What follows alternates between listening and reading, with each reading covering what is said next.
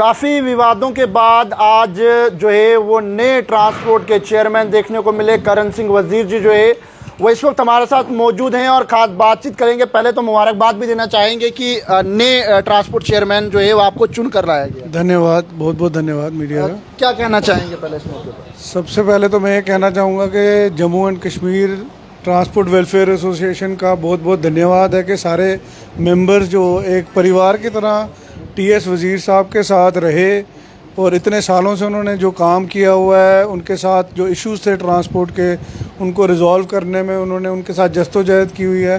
वही परिवार आज फिर हमारे साथ इस घर के साथ जुड़ा है। मैं सारों का धन्यवाद करता हूं और एक बहुत खुशी प्रकट करता हूं और मैं चाहूँगा कि आगे भी उसी तरीके से इन सब का ये मेरा हाथ पकड़ के इस इश्यूज़ को, जो ट्रांसपोर्ट के बड़े बड़े प्रॉब्लम्स हैं, उनको रिजॉल्व करने में हम एक साथ योगदान दें। और ट्रांसपोर्टर्स ने आज आपको समर्थन दिया है और इस समर्थन को किस तरह से देख रहे हैं? और एक और जो है वो कई किंतु परंतु भी जो है वो आपके ऊपर लगाए जा रहे हैं। जो पहले चेयरमैन थे उनके द्वारा जो लोग उनके साथ थे उनने भी कई किंतु परंतु लगाए, उसे किस तरह से देख रहे हैं? देखिए, JNK ट्रांसपोर्ट वेलफेयर एसोसिएशन जो है एक ट्रांसपोर्ट पूरे जम्मू कश्मीर ट्रांसपोर्ट का एक बहुत बड़ी ऑर्गेनाइजेशन है और इस ऑर्गेनाइजेशन में जो वर्किंग चलती है उसमें मेंबर्स हैं, हर यूनियन के हर ग्रुप के मेंबर्स जो हैं वो नॉमिनेट होके यहाँ पे इलेक्टेड बॉडीज़ आई हुई हैं, जो कि एक डेमोक्रेटिक फॉर्म ऑफ वर्किंग है, एक डेमोक्रेटिक फॉर्म ऑफ ऑर्गेनाइजेशन है और पीपल्स वॉइस है। इन्होंने काफ़ी देर से, काफ़ी सालों से काम कर रहे हैं और इन इश्यूज़ को जो प्रोपेगेंडा जो क्रिएट किया जा रहा है उसको मैं आज यहाँ पे रद्द करना चाहूँगा और ये कहूँगा कि आज एक इलेक्टेड बॉडी ने अपना नॉमिनेशन के थ्रू, अपना यूनानिमसली एक अपना, और ये जो इश्यूज उठाए जा रहे हैं, जो एक ऑपोजिशन, जो सो कॉल्ड ऑपोजिशन है, उन लोगों के पास ना ही कोई ट्रांसपोर्टर है, ना ही कोई आदमी है। ये सिर्फ एक वाद विवाद करने के लिए इन्होंने ये इशू बनाया हुआ है। एक सवाल पूछना चाहूँगा, किस तरह से देख रहे हैं ट्रांसपोर्टर को? इस समय काफ़ी मुश्किलें ट्रांसपोर्टर को देखने को मिली। ई बस की बात करें, ई रिक्शा की बात करें, इन सब के चलते ट्रांसपोर्टर जो है वो टूटा हुआ था, बिखरा हुआ था कि आखिरकार उसे अपना रोज़गार नहीं दिख रहा था। अब आपकी एंट्री हुई है, आपने पदभार संभाला है, अब किस तरह से उन तमाम मुद्दों पर खड़े उतरे? देखिए, यहाँ पे बहुत सारे इश्यूज़ हैं ट्रांसपोर्टर्स के। जैसे कहा जाता है कि जब चक्का घूमता है तो प्रॉब्लम्स क्रिएट होती हैं। यहाँ पे ट्रांसपोर्टर्स की प्रॉब्लम्स आज से नहीं है, 1947 से प्रॉब्लम चली आ रही हैं और प्रॉब्लम को रिजॉल्व करने के लिए ऑर्गेनाइजेशंस बनी हुई हैं जिनके इलेक्टेड बॉडी के मेंबर्स हैं। हमारी यही कोशिश रहेगी कि जो ये परिवार है, जो एक टीएस वज़ीर के साथ भी चला हुआ है और उनके पास बहुत तजुर्बा है, एक्सपीरियंस है, उस एक्सपीरियंस के साथ आगे भी हम सरकार के साथ जो भी हमारे इश्यूज़ होंगे उनका हम एक मेमोरेंडम बना के अगली कार्रवाई में उनके साथ डिस्कस करेंगे और इन इश्यूज़ को रिजॉल्व करने की कोशिश करेंगे। मेरे साथ कई और चेहरे हैं, इन चेहरों से भी ज़रूर बात करेंगे। इन चेहरों से बात करना इसलिए ज़रूरी है क्योंकि विवादों में इन चेहरों को भी रखा गया है। कई लोग ये कह रहे हैं कि कभी इस तरफ कभी उस तरफ, इस तरह की बातें कही जा रही हैं। मेरे साथ मौजूद हैं। सर, क्या कहना चाहेंगे पहले कि काफ़ी विवादी बयान जो है वो इस समय चल रहे हैं और जहाँ पर काफ़ी ज़्यादा अड़कने जो हैं वहाँ पर भी लगाई जा रही हैं? देखिए, अगर मुझे आप हम पे कोई अगर कोई किंतु परंतु का दाग लगाएगा तो हमारी सभी ट्रांसपोर्टरों में मुझे लगता है वो सभी ट्रांसपोर्टरों को पता है, हमारी सभी का कॉलर हमारे वाइट हैं, हमें कोई दाग नहीं है। अगर किसी को कोई दागी इंसान अगर हमें हम पे कहीं कोई इल्ज़ाम लगाएगा तो ट्रांसपोर्टर हमारे जो जम्मू के हैं, जिनकी सेवा हमने 30 साल की है, किसी के कहने से ये नहीं होने वाला कि हमारा कहीं माइंड डाइवर्ट कोई करेगा तो हम उनकी बातों में आएंगे। हमारा जो काम आपने देखा, जैसा आपने सवाल किया, ई बस का मसला था, उसके बाद ई रिक्शा के मसले थे, उससे पहले हमारी लाखों करोड़ों रुपए पेमेंट सरकार से हमने लेनी है। बहुत सारे ऐसे इश्यूज हैं, क्योंकि अगर मैं बार बार मैंने जो कहना था विशेष व्यक्ति के लिए, मुझे लगता है मैंने बहुत कुछ कह दिया हुआ, अब ज़रूरत नहीं है। अगर ज़्यादा उस चीज़ पे हम जाएंगे, उनको हीरो बनाएंगे। अब हमारा मकसद है कि जिस घर में हम बैठे हैं पिछले 30 सालों से, मैं खासकर मैं, मेरे से पहले मेरे सीनियर भी हैं, सरदार रंजीत जी हैं ऑयल टैंकर यूनियन से, और मेरे हमारे भी चेयरमैन जो मिनी बस वर्कर यूनियन के हैं सरदार निरंजन सिंह जी। लेकिन नेक्स्ट कदम जो रखा था मैंने 30 साल पहले रखा था और कंटिन्यू आप देख रहे हैं हमारे पे कोई दाग नहीं है। टाइमली इलेक्शन होते हैं। अभी आपने देखा पीछे 3 महीने पहले मेरी इलेक्शन हुई। आप मुझे बताइए कौन लोग जो हैं कि वो इलेक्शन नहीं करवाते, वो जनाब वो ये करते हैं वो करते हैं, मगर वो एक अलग विषय है।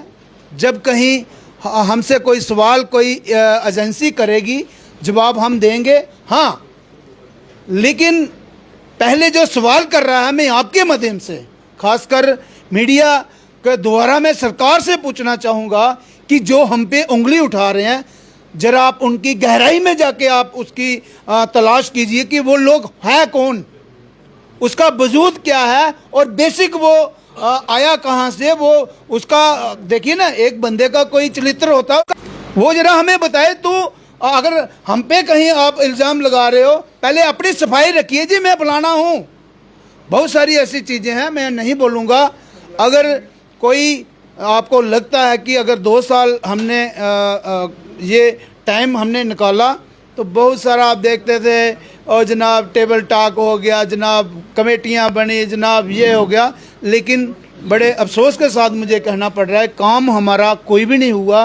पेमेंटें हमने करोड़ों लेनी है। मेमोरेंडम की अगर मैं सवालों की बात करूंगा, जो हमारे जो मुद्दे थे वो बढ़ते गए, काम कोई नहीं हुआ, खाली फ़ोटो खिंचवाओ और वापस आ जाओ। क्या लग रहा है 2 साल में खाली यही काम चलता रहा? 365 दिन यही काम चलता? बिल्कुल बिल्कुल। आप मुझे बताइए, एक एक्सरसाइज हुई, हम किसी ई बस के ख़िलाफ़ नहीं है, हम कहीं ई रिक्शा के ख़िलाफ़ नहीं है, हमारे भी ग्रुप्स हैं। हमारा मकसद क्या है कि आपने ई बसें लाई, आप चलाइए, हैंगरी रूट पे आप चलाइए, आइडेंटिफाई करिए कहाँ ज़रूरत है। आप मुझे बताइए, अगर मैं किसी एक रूट की बात करूँगा तो डेली हमारा फेरा नहीं लगता, ओवरफ्लो है गाड़ियों का, तो ज़रूरत कहाँ है ई बसों की मुझे बताइए। अब शहर में धड़ल्ले से गाड़ियाँ चल रही हैं, आपने देखा अपनी मन मर्जी से बेलुगाम गाड़ियाँ दौड़ रही हैं। टाइमिंग नहीं चाहिए। हमारी गाड़ी अगर कहीं टाइम से चल रही है, वो एक उसके आगे आके लग जाती है, एक पीछे लग जाती है, तो उससे एक तो एक्सीडेंट का खतरा रहता है। दूसरा आप देखिए, गाड़ी जब चलती है तो फिर रेस लगती है, 2 किसी में बैठे हैं, 4 किसी में बैठे हैं। तो ये एक पॉलिसी के लिए हमने सरकार को कई बार हमने, हाँ, एक्सरसाइज बहुत हुई, कमेटियाँ बहुत बनी, मीटिंगें बहुत हुई स्मार्ट सिटी के साथ, समाधान नहीं, समाधान कोई नहीं निकला। हाँ, मैं एक चीज़ और लाऊंगा, अब न्यूली जो हमारी सरकार बनी है, क्योंकि हमारी यहाँ हम टेल स्टेट पे थे, क्योंकि यहाँ कनेक्टिविटी इतनी नहीं है, ट्रांसपोर्ट के ज़रिए ही कश्मीर में आना जाना, चाहे वो लोड है चाहे वो पैसेंजर है, मगर यहाँ हमें सरकार जो नहीं थी उसका भी हमें खमियाना भुगतना पड़ा। आप देखिए, एक ई बस जो आई है उसका कोई ठेकेदार है गुजरात का, और आप मुझे बताइए एक ठेकेदार अवाम का गला काटेगा तो कहाँ बर्दाश्त करेंगे हम। यानी कि तमाम तस्वीरें आप देख रहे हैं, कई लोग और मेरे साथ यहाँ पर है। क्या मैसेज देना चाहेंगे? आज नए चेयरमैन आपके साथ इस वक्त मौजूद हैं और लोगों को क्या कहेंगे, ट्रांसपोर्टर्स को खास? मैं ट्रांसपोर्टर को यही कहूँगा कि जो लोग हमने छोड़े हैं वो किसी काम के होते तो हम उन लोगों को छोड़ते नहीं। अगर हमने उनको बनाया था हम आगे भी चलाते। जो वो 4 लोगों को लेके जा रहे हैं, जो वो उनमें से कुछ ट्रांसपोर्टर ऐसे एलिगेशन लगा रहे हैं कि प्रधानों की गाड़ियां 30 मिनट में जाती हैं, 40 मिनट में जाती हूं।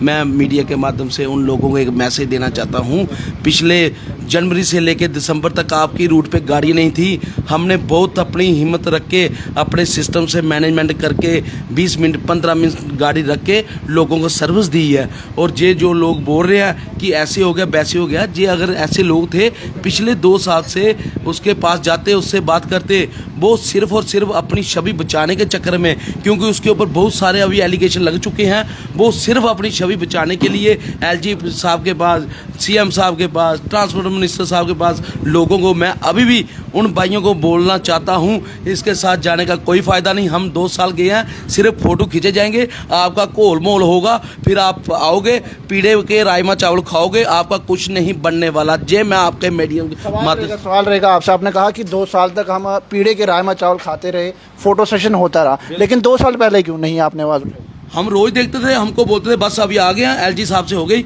मगर मैं एक बात जरूर बताऊंगा कि एलजी साहब जो मनोज सिन्हा जी बहुत ही अच्छे इंसान हैं, बहुत ही अच्छे।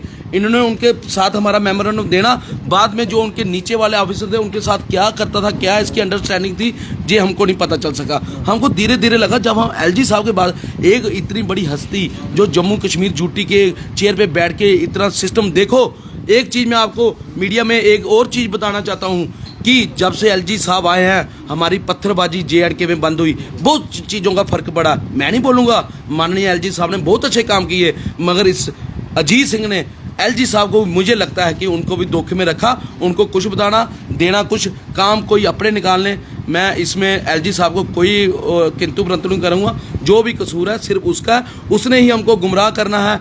आज ADG के पास चलो जी, उधर देते हैं मेमोरेंडम, आज ट्रांसपोर्ट कमीशन के पास जाओ, उधर देते हैं मेमोरेंडम, सिर्फ मेमोरेंडम। हमारे साइबर वाले भी भाई तंग पड़ के, जहाँ से हम प्रिंटर निकालते थे अपने इशू के लिए, लास्ट में होता कुछ नहीं था। हमने अभी अजीत जी से भी सवाल किए, हमने सवाल ये कहा कि आप कह रहे हैं कि उन्होंने ये कहा कि काम अगर उन लोगों ने किए होते तो वो डरते नहीं चुनाव करवाने से। मैंने उन्हें कहा कि आखिरकार वो लोग आपके साथ हैं, यानी कि आप लोग पहले उनके साथ हैं। उन्होंने आप पे कई किंतु परंतु लगाया कि कल को वो यहाँ पर जिंदाबाद के नारे लगा रहे थे या वहाँ पर जिंदाबाद के नारे लगाएंगे, आप उसे किस तरह से देख रहे हैं? भाई जी मुझे एक चीज़ बताइए, आप भी समझदार हैं, पत्रकार हैं, मीडिया बंधु हैं, 4 दिन पहले उसको हमने चेयरमैनशिप से गिराया, 4 दिन के पहले क्यों नहीं इलेक्शन का इशू आया? 2 साल का पीरियड मानने की बात है कि 700 दिन की बात है, पहले क्यों नहीं इशू आया? हमने उसको गिराया, वो अपनी छवि बचाने के लिए। मैं फिर भी बात बता रहा हूँ, वो लोगों को गुमराह किए जा रहा है, जैसे 2 साल हम गुमराह हुए, अभी वो हमारे बेचारे लोग गुमराह हो रहे हैं उसकी बातों में। रही बात इलेक्शन की, कुछ मैटर सब जुडिशियस हैं ग्रुपों के, कुछ रजिस्टर हैं कोऑपरेटिव में, उनके इलेक्शन के टाइम पड़े हैं। ये दो जो चैलेंज कर रहा है कि लॉ एंड ऑर्डर की प्रॉब्लम होगी, और यार तू लॉ एंड ऑर्डर खराब करेगा अपने जम्मू का। मैं फिर भी अपने डिव काम को, DC को आपके चैनल के माध्यम से उनको बताना चाहता, इस बंदे पे रोल लगाइए। जो कैसे दंगे फसाद हमारे LG ने, हमारे CM ने, हमारे प्रधानमंत्री नरेंद्र भाई मोदी ने सारे पत्थरबाज तक बंद करा दिए। जे अजीत सिंह इधर दंगे कराएगा आके, इसलिए एडमिनिस्ट्रेशन हमको बुलाए, हमसे क्वेश्चन मार्क करे, हम उनका जवाब देंगे। अगर कोई इलेक्शन का इशू है हम उनके टेबल पर सारा कुछ रखेंगे। यानी कि देखते हैं किस तरह से इस वक्त ये तमाम बातें जम्मू कश्मीर के अंदर चल रही हैं, और न्यू चेयरमैन मेरे साथ हैं। आखिर में क्या कहना चाहेंगे तमाम ट्रांसपोर्टर्स को? आखिरी में यही कहना चाहूँगा कि हम आज सारे जो ये शुरुआत हुई है, इस परिवार को लेके हम जो ट्रांसपोर्ट हमारा एक फैमिली है, उसके जो भी इश्यूज़ हैं हम उन इश्यूज़ को लेके फर्दर आगे अपनी मीटिंग्स करके इन इश्यूज़, बर्निंग इश्यूज़ को और जो भी प्रॉब्लम्स हैं उनको लेके एक मेमोरेंडम बना के हम सरकार के पास इस मेमोरेंडम को लेके आगे प्रॉब्लम्स को लेके जाएंगे। यानी कि मेमोरेंडम्स की बात की जा रही है, जो लोगों के मुद्दे हैं उनको जल्द से जल्द, यानी कि खासकर ट्रांसपोर्टर्स की बात है। कई और चेहरे हैं, ज़रा मैं कहूँगा राजवीर को इस तरफ कैमरा घुमाइए, ये भी कुछ बात करना चाहते हैं जो इस वक्त यहाँ पर पहुँचे, यानी कि ट्रांसपोर्टर्स तमाम लोग अभी इनके घर पर पहुँचे हैं। क्या कहना चाहेंगे जिस तरह से आज नए चेयरमैन बने? देखिए, पहले तो मैं मुबारकबाद दूंगा अपने न्यूली इलेक्टेड चेयरमैन को, सबकी सहमति से और सबके विचार करके जो इनको हमने चेयरमैन पे बिठाया है। तो आपकी तरफ से जो बार बार ये जो मीडिया की तरफ से अब ये नैरेटिव बनाया जा रहा है, एक मीडिया की तरफ से नहीं, नैरेटिव बनाया जा रहा है ना बार बार की इलेक्शंस। जब से कोई चेयरमैन 2.5 या 3 साल से वो चेयरमैन की कुर्सी पे बैठा था, उन्होंने कितने इलेक्शन कराए अपने कार्यकाल में? उन्होंने कितने इलेक्शंस करवाए? और जो इलेक्शंस हैं वो बाई लॉज और कॉन्स्टिट्यूशन के हिसाब से होने हैं, किसी के बोलने से होने नहीं है। 10 साल से हमारी स्टेट बिना इलेक्शन से चल रही। जब इलेक्शन ऑफ कमीशन, जब सुप्रीम कोर्ट ने दखल अंदाजी की तो जब इलेक्शन हो गए। आज हम चुने हुए नुमाइंदे हैं, हमने लोगों की वोट हासिल करके अपने पदभार संभाले थे। किसी ने 3 साल पहले, किसी ने 4 साल पहले, 5 साल पहले, ऐसे ऐसे सबकी इलेक्शंस थी। अब कोई एग्रीव्ड मेंबर कोर्ट में चला जाएगा अपनी कोई भी लेके, तो उसमें जब कोर्ट के आदेश थे, DC साहब उसमें रिटर्निंग ऑफिसर्स हैं, उनको RO बनाया गया है। आप किसकी इलेक्शन की बात कर रहे हो? किस यूनियन की पर्टिकुलर? ये जो all J&K transport welfare association है, ये एक पेरेंट बॉडी है। इसमें 25 से 27 हमारी जो यूनियंस है, ग्रुप्स हैं, वो इसके मेंबर हैं। और बार बार ध्यान भटकाने वाली बातें करनी, लोगों को गुमराह करना कि ये बिना इलेक्शन से चल रहे हैं जी। तो आप 2.5 साल यहाँ पे चेयरमैन रहे, आपने कौन सी इलेक्शन करवाई? आप बताइए लोगों को। पहले तो अपना दीजिए, आप कैसे चेयरमैन चुन के आए? आपकी इलेक्शन हुई थी? तो ये ऐसे ध्यान भटकाने वाली बातें हैं। जम्मू एकजुट है, जम्मू की आवाज एक है। ट्रांसपोर्ट इंडस्ट्री को, ट्रांसपोर्ट वेलफेयर एसोसिएशन को हम खत्म नहीं होने देंगे। इसको जानबूझ के खत्म किया जा रहा है ताकि जम्मू की आवाज बंद हो जाए। और ये लोग कल को जम्मू के जो हितों की बात है, ये लोग मत उठाएं और सरकार के साथ इनका कहीं ना कहीं ये आपस में उलझे ही रहें, बस इनका यही मकसद है। ट्रांसपोर्टर्स का क्या कहना है वो आपने ज़रूर सुना। न्यूली इलेक्टेड चेयरमैन से हमने बातचीत की है और जिस तरह से चेयरमैन का ये साफ कहना है कि जो ट्रांसपोर्टर्स के मुद्दे हैं, चाहे वो ई बस हो या जिस तरह के भी क्राइसिस से ट्रांसपोर्टर इस वक्त गुजर रहा है, जिस परेशानी से ट्रांसपोर्टर जूझ रहा है पिछले लंबे अरसे से, उन मुद्दों को जो है वो ज़रूर हल करवाने की कोशिश जल्द से जल्द की जाएगी। अब ट्रांसपोर्टर्स किस तरह से इस खबर को देख रहे हैं, साथ ही साथ तमाम ड्राइवर लोग जो है वो इस खबर को किस तरह देख रहे हैं, कमेंट सेक्शन में अपनी राय जो है वो ज़रूर रखिएगा और वीडियो को ज़्यादा से ज़्यादा शेयर कीजिएगा। और मुबारकबाद भी जो है वो न्यूली इलेक्टेड जो चेयरमैन है ट्रांसपोर्ट के, अपनी कमेंट सेक्शन में ज़रूर दीजिएगा। पैगाम टीवी की खबरों को यूं ही फॉलो, लाइक, शेयर करना ना भूलिएगा। वीडियो जर्नलिस्ट राजू के साथ, जम्मू।